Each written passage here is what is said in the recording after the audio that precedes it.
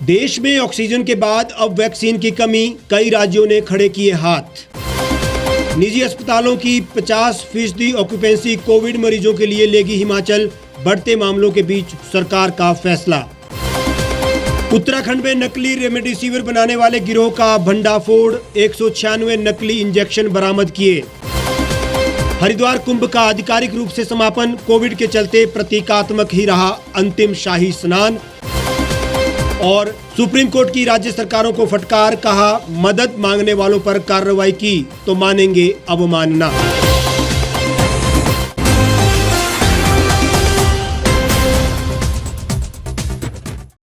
नमस्कार, स्वागत है आपका the Reap Times news channel में।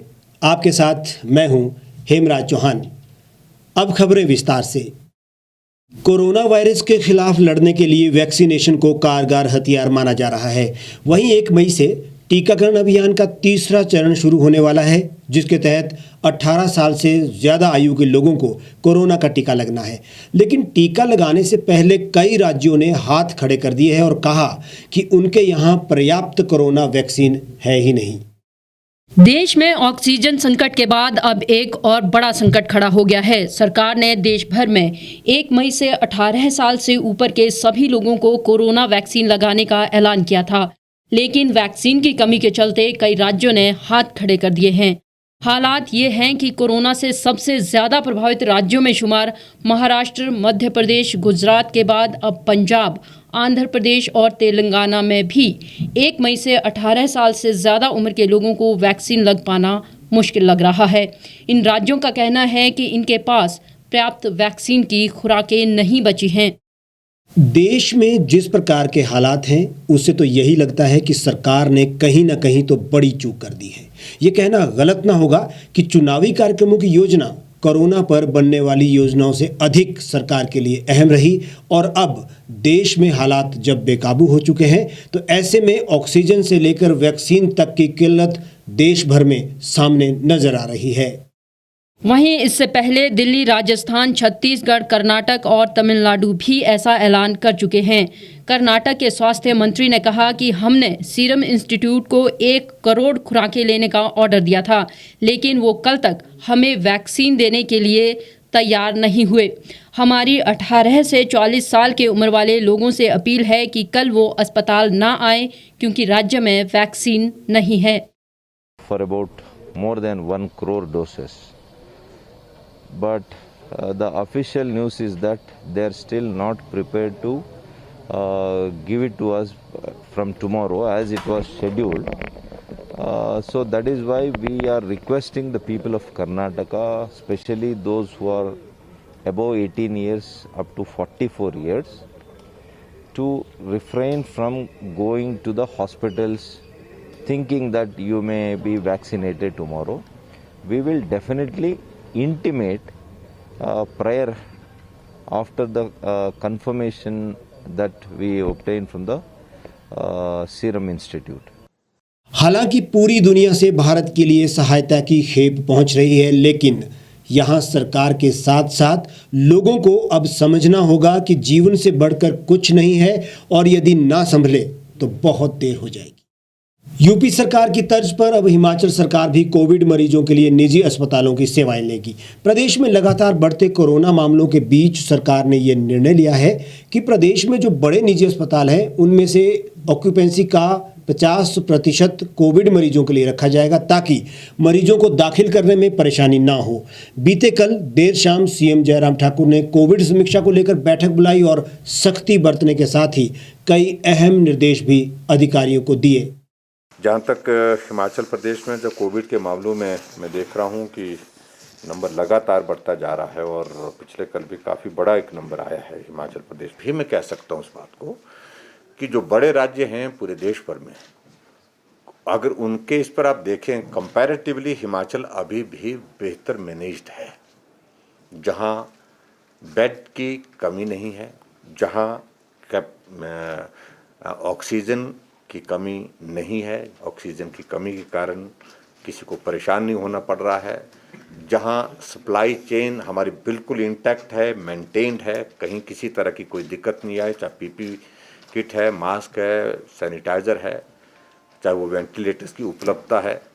लेकिन अब जिस प्रकार की चुनौती हमारे सामने अब पेश है, हमको अपनी कैपेसिटी और बढ़ानी पड़ रही है, और वो हर संदर्भ में। हिमाचल में लगातार कोरोना मामलों का ग्राफ बढ़ता जा रहा है। ऐसे में प्रदेश में भी ऑक्सीजन की कमी का संकट ना हो, इसके लिए सरकार ने तैयारियां शुरू कर दी है। बीते कल देर शाम मुख्यमंत्री जयराम ठाकुर ने समीक्षा बैठक में कई कड़े निर्देश दिए और ऑक्सीजन आपूर्ति को लेकर भी सभी तैयारियां पूरी करने को कहा। प्रदेश के सरकारी अस्पतालों में बेड कैपेसिटी बढ़ाने के साथ ही बड़े निजी अस्पतालों में 50% ऑक्यूपेंसी कोविड मरीजों के लिए लेने का फैसला लिया गया है। कांगड़ा हमारा बहुत प्रभावित है, प्रदेश का सबसे बड़ा जिला है और प्रभावित ज़्यादा है। ऐसी सूरत में अभी आज हमने तुरंत एक जो निर्णय लिया है, निर्णय के सिलसिले में पिछले कल भी थोड़ी बहुत इस बारे में जानकारी आप लोगों को हासिल हो ही गई थी।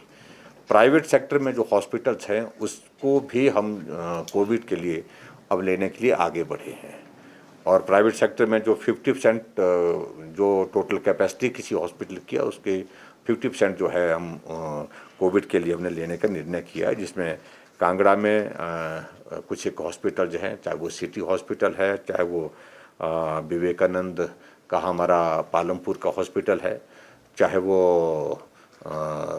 बालाजी हॉस्पिटल है, चाहे उसके साथ साथ में अपोलो का भी एक हॉस्पिटल है, तो उन सब हॉस्पिटल में हमने इस बात के लिए आग्रह किया है कि वो भी हमारे लिए बेड कैपेसिटी 50% जो है वो देने के लिए तैयारी रखें। जो आयुर्वेदा कॉलेज हमारा पपरोला, वहाँ पर हमने जो है वो कैपेसिटी बढ़ाने के लिए जो है 2 फ्लोर उसके लिए हैं। 200 की हमारी बेड कैपेसिटी पपरोला कॉलेज जो आयुर्वेदा कॉलेज है उसमें भी हमारी बढ़ेगी, और जिससे बहुत बड़ी एक राहत वहाँ पर होगी।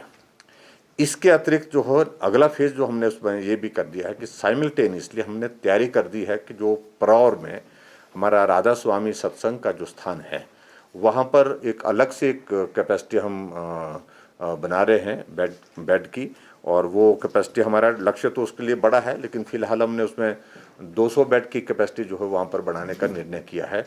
शायद मेकल में 1000 तक उस कैपेसिटी को हम इन्हांस कर सकते हैं कांगड़ा में। शिमला में भी हमने बेड कैपेसिटी को बढ़ाने के लिए कुछ निर्णय लिए हैं। पिछले कल हमारी शिमला की जो मीटिंग थी उसमें मैंने पहले भी कह दिया है, उसमें प्रमुख रूप से जो अवेलेबल हमारे पास है, एक आयुर्वेदा हॉस्पिटल है 50 बेड, वहाँ पर उसकी कैपेसिटी को हम ले रहे हैं, उसको शुरू कर रहे हैं। उसके साथ जो आईजीएमसी में ओपीडी का जो हमारा न्यू ब्लॉक ओपीडी जो आईजीएमसी में जिसमें 9 फ्लोर है, उसमें हम हर फ्लोर में लगभग जो 50 बेड लग सकते हैं उसमें, तो वो एक कैपेसिटी, एक अच्छी कैपेसिटी जिसको लेकर के हमने कहा है कि उसकी तैयारी करनी शुरू कर दीजिए, ताकि आईजीएमसी में कम से कम एक ही जगह, एक ही स्थान पर हॉस्पिटल के प्रीमाइसेस में ही हम कोविड के पेशेंट को बेहतर सुविधा दे सके। इसके साथ जयराम ठाकुर ने केंद्रीय स्वास्थ्य मंत्री से 5000 डी टाइप ऑक्सीजन सिलेंडर और 3000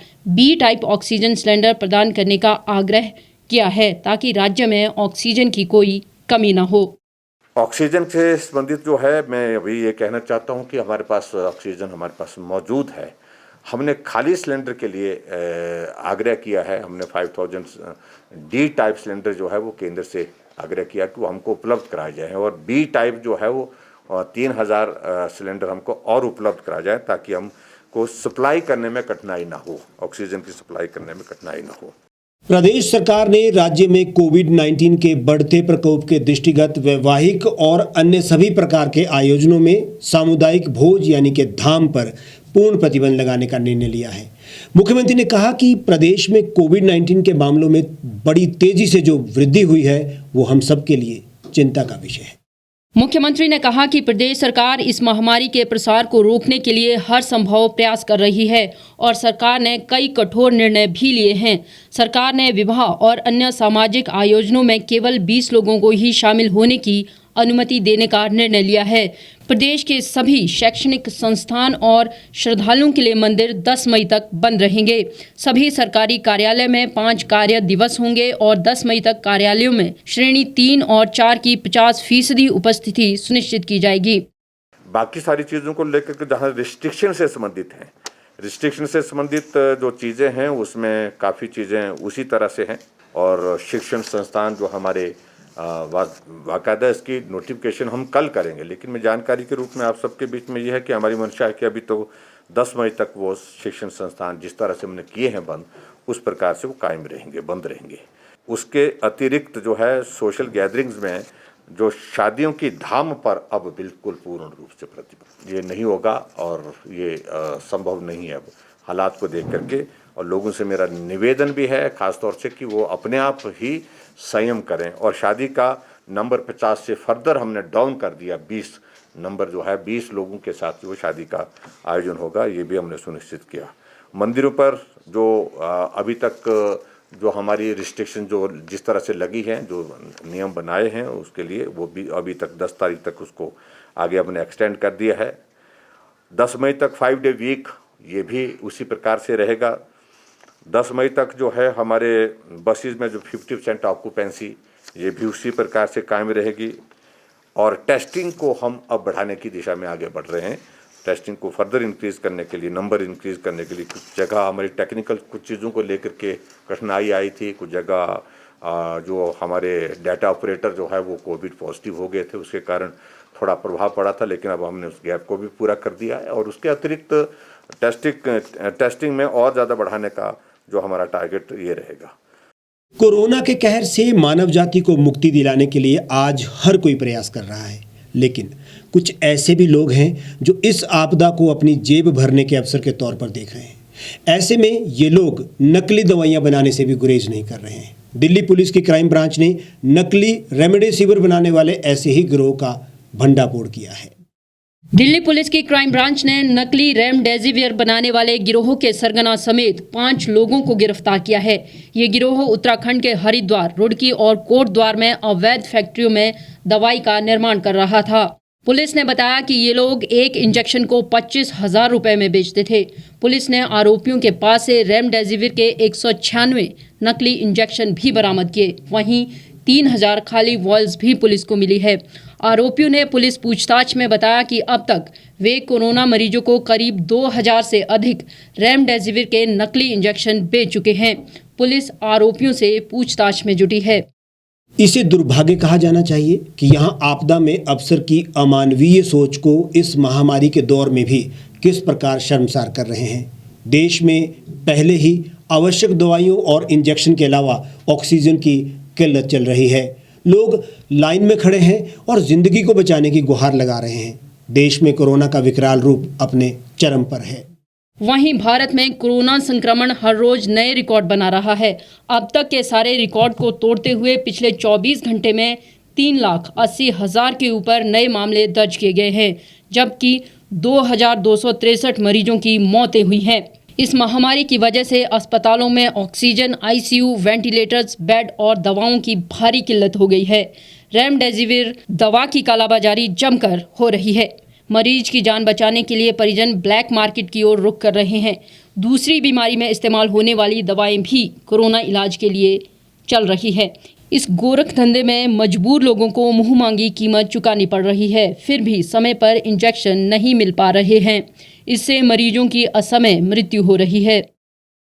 हरिद्वार कुंभ का आज शुक्रवार को आधिकारिक रूप से समापन हो गया। इससे पहले एक भव्य कार्यक्रम का आयोजन होना था। कोविड संक्रमण के बढ़ते मामलों के मद्देनजर महाकुंभ समापन समारोह को स्थगित कर दिया गया। प्रधानमंत्री नरेंद्र मोदी के आह्वान पर महाकुंभ में चैत्र पूर्णिमा का अंतिम शाही स्नान 27 अप्रैल को प्रतीकात्मक रूप में संपन्न हुआ। इसके साथ ही कुंभ का अनौपचारिक रूप से समापन हो गया। निवेदन है सामाजिक दूरी बनाए, सभी सामाजिक दूरी बनाए। अंतिम शाही स्नान पर सभी 13 अखाड़ों के 1600 संतों ने कोविड महामारी के अंत और विश्व कल्याण की कामना के साथ शाही स्नान किया। 27 अप्रैल को शाम तक करीब 25,000 श्रद्धालुओं ने गंगा स्नान किया। इसमें अधिकांश स्थानीय श्रद्धालु ही शामिल रहे। वहीं शाही स्नान संपन्न होते ही जिला प्रशासन ने हरिद्वार में 3 मई तक के लिए कोविड कर्फ्यू लगा दिया है। अखाड़ों के महाकुंभ का समापन भी अंतिम शाही स्नान के साथ हो गया। सभी सन्यासी और बैरागी अखाड़ों के संतों ने कोविड नियमों का पालन किया। अधिकांश संत मास्क पहने हुए नजर आए। पूजा अर्चना और शाही स्नान के दौरान भी शारीरिक दूरी का पालन किया गया। संतों ने स्नान में अधिक समय नहीं लगाया। इस बार के इस महाकुंभ में स्वयं अखाड़ों के संतों और मठाधीशों ने स्वयं ही कोरोना को देखते हुए कुछ एहतियातें बरती थी और समय से पूर्व ही इससे बाहर भी हो गए थे। कई संत कोरोना की चपेट में भी आ गए थे। उत्तराखंड और हरिद्वार में वैसे भी कोरोना के केस बढ़ने की तादाद अधिक है। इधर देश में फैले कोरोना संकट को लेकर सुप्रीम कोर्ट में शुक्रवार को सुनवाई शुरू हुई। सुनवाई के दौरान न्यायमूर्ति DY चंद्रचूड़ की अध्यक्षता वाली 3 सदस्यीय विशेष पीठ ने कहा कि केवल राष्ट्रीय महत्व के मुद्दों की ही जांच होगी। वहीं सुप्रीम कोर्ट ने सवाल किया कि केंद्र सरकार 100% टीकों की खरीद क्यों नहीं करती, इसे राष्ट्रीय टीकाकरण कार्यक्रम के मॉडल पर राज्यों को वितरित क्यों नहीं करती ताकि वैक्सीन की दामों में जो अंतर है वो ना रहे। सुप्रीम कोर्ट ने कहा कि आखिरकार ये देश के नागरिकों के लिए ही तो है। इसके अलावा न्यायमूर्ति DY चंद्रचूड़ ने कहा कि हमारे सामने कुछ ऐसी भी याचिकाएं दायर की गई हैं जो गंभीर रूप से स्थानीय मुद्दों को उठाती है। उन्होंने कहा कि ऐसे मुद्दों को उच्च न्यायालय में उठाया जाना चाहिए। वहीं पीठ ने सवाल किया कि अनपढ़ या जिसके पास इंटरनेट एक्सेस नहीं है वे कैसे वैक्सीन लगवाएंगे। कोर्ट ने आगे कहा कि पिछले 1 साल में केंद्र सरकार ने वैक्सीन कंपनियों पर कितना निवेश किया और कितनी अग्रिम राशि दी। यही नहीं, केंद्र को फटकारते हुए कोर्ट ने कहा कि क्या केंद्र सरकार मरीजों के लिए अस्पतालों में दाखिले पर कोई राष्ट्रीय नीति बना रहा है? क्या मूल्य निर्धारण को विनियमित किया जा रहा है? कोर्ट ने आगे कहा कि उन चिकित्सकों और स्वास्थ्य कर्मियों को इलाज के लिए क्या किया जा रहा है जो कोविड-19 के संपर्क में है। सुप्रीम कोर्ट ने स्पष्ट शब्दों में कहा कि सोशल मीडिया पर इस संकट के समय लोगों द्वारा अपील करने पर कोई भी राज्य उनके खिलाफ FIR दर्ज नहीं कर सकती या कोई कार्रवाई नहीं कर सकती। सुनवाई के दौरान कोर्ट ने कहा कि राज्य द्वारा ऐसा करने पर हम उसे अवमानना मानेंगे। हमें अपने नागरिकों की आवाज़ सुननी चाहिए, ना कि उनकी आवाज़ को दबाना चाहिए। इतना ही नहीं, सुप्रीम कोर्ट ने केंद्र सरकार से पूछा कि क्या भारत में ऑक्सीजन की उपलब्धता पर्याप्त है, जबकि प्रतिदिन 8,500 मीट्रिक टन की औसत मांग रहती है। हमारे आज के इस बुलेटिन में फिलहाल इतना ही। आप देश और दुनिया की तमाम खबरों के लिए हमारे साथ बने रहिए और देखते रहिए द रीप टाइम्स।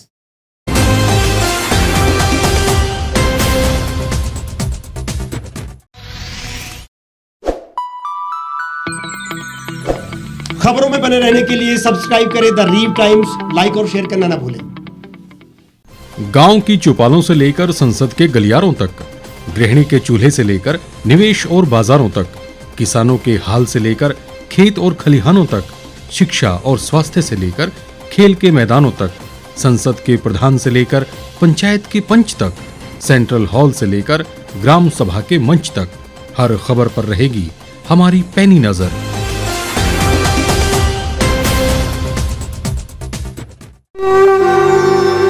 भारतवर्ष, जिसे आप दशकों से सुनते आए हैं कि सोने की चिड़िया थी। इसके पंख पहले मुगलों ने कुतरे, फिर अंग्रेजों ने, और आज राजनीतिक प्राणी कोई कोर कसर नहीं छोड़ रहे।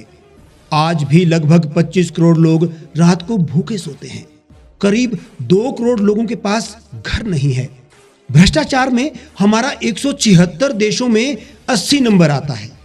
औसतन 100 महिलाओं के साथ हर दिन ज्यादतियां होती है और ना जाने क्या क्या। देश की संसद से कुछ ही दूरी पर चादर लपेटे सैकड़ों लोग सुबह नील गगन के नीचे सोए हुए मिलते हैं।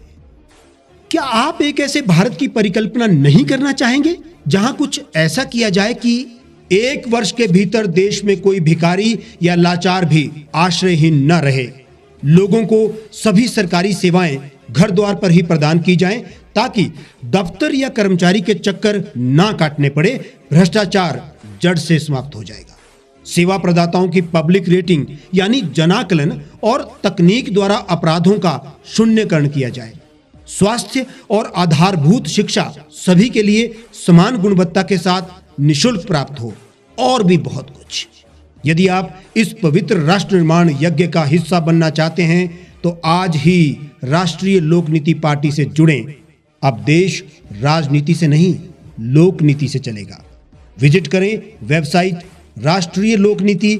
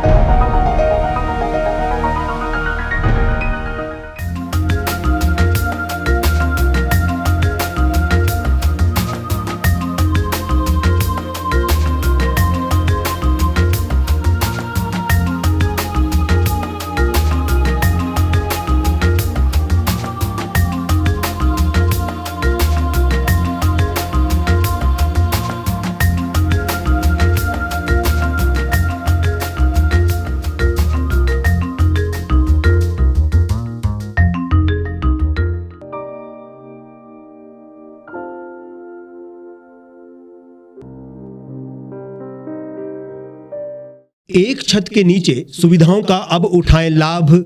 रीव ई मार्ट में अब पाएं अपनी रसोई के लिए गुणवत्ता और सस्ते दामों पर राशन सामग्री। दालें हो या हो मसाले, आपका किचन ई मार्ट संभाले। उच्च गुणवत्ता और दामों में बेहतरीन रीव ई मार्ट में पधारें और पाएं अपनी पसंद के सभी उत्पाद, या फिर करें ऑनलाइन ऑर्डर और पाएं घर द्वार पर ही सुविधा। आज ही संपर्क करें फोन नंबर 8219694079 पर, बाईपास रोड, शनान, संजौली, शिमला।